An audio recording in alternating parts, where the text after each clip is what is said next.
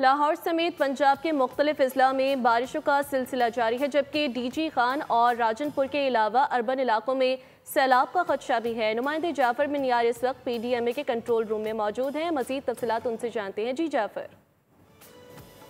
जी बिल्कुल, सूबाई दारुल लाहौर समेत पंजाब के मुख्तलिफ ज़िला में बारिशों का सिलसिला जारी है और बताया जा रहा है कि 10 जुलाई तक ये बारिशें होती रहेंगी। गुज़श्ता रात और आज सुबह भी लाहौर के मुख्तलिफ इलाकों में बारिश हुई है, जबकि पंजाब के दीगर ज़िला जिनमें हाफसाबाद है, रावलपिंडी, गुजरांवाला, दूसरे इलाकों में बारिशों की जो है रिपोर्ट मसूल हुई हैं। PDMA की जानिब से ये बताया जा रहा है कि जो डीजी खां और राजनपुर के इलाके हैं वहाँ पे सैलाब का खदशा। अगर हम अर्बन इलाकों की बात करें तो गुजरात, सियालकोट और लाहौर के कुछ इलाकों में जो है दरियाओं में, नालों में सैलाब का खदशा है, क्योंकि इंडिया की तरफ से बहुत बारिशें हो रही हैं और वहाँ से पानी का बहाव बहुत ज़्यादा है, जिसके बारे में बताया जा रहा है कि सैलाब आ सकता है।